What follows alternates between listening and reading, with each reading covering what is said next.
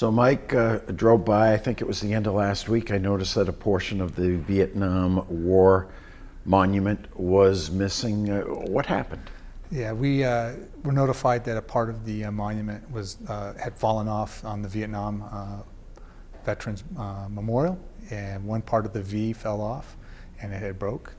We went back, looked at some of our security cam footage and confirmed that it wasn't vandalism, which we were very, very happy about.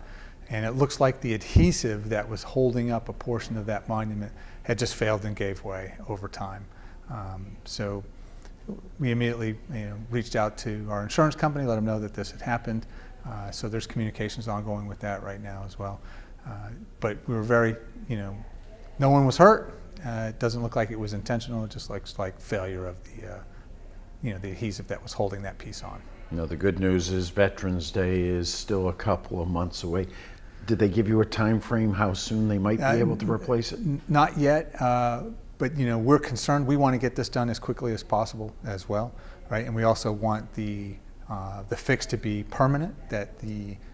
So we're working with the insurance company to make sure that the V itself is now attached to the solid piece of it. But we know that granite is in short supply and has a long demand timeline right now as well. That was one of the things that when we were working with vendors to see how quickly we get this repair.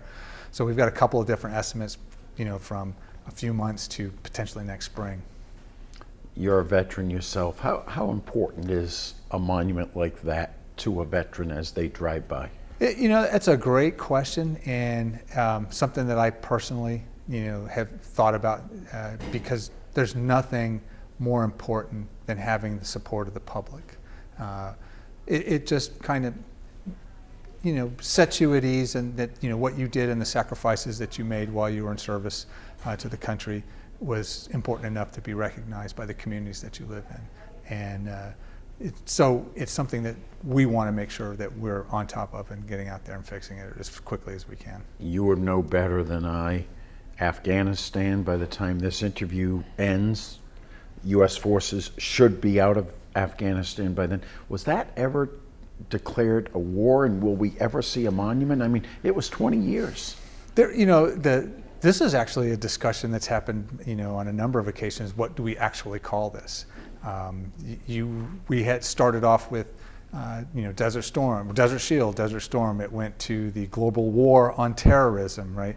You had Operation Iraqi Freedom. You had Operation Enduring Freedom. So it's had a bunch of names. I don't think that they've ever settled on calling it a war per se, and as you know, that takes an act of Congress to put the country on a war footing, although the president has the right under his authorities to deploy with the consent of Congress as well. So don't know what the official name is. I've heard it as the Global War on Terrorism, but I do think it's going to be a conflict that we're going to want to recognize all of the service and the sacrifices that were made over the past 20 plus years to help our nation, and recognize those individuals who served. And especially in this town, Kyle Vandegees, and I used to call Kyle's high school football games. Yeah, look, we want to make sure we recognize those individuals for all their, selflessness and the sacrifices that they made, and especially for families too. We always talked about a soldier can serve, but it's a family that's committed to that service as well. So we want to make sure we're doing the right thing by our veterans in North Attleboro.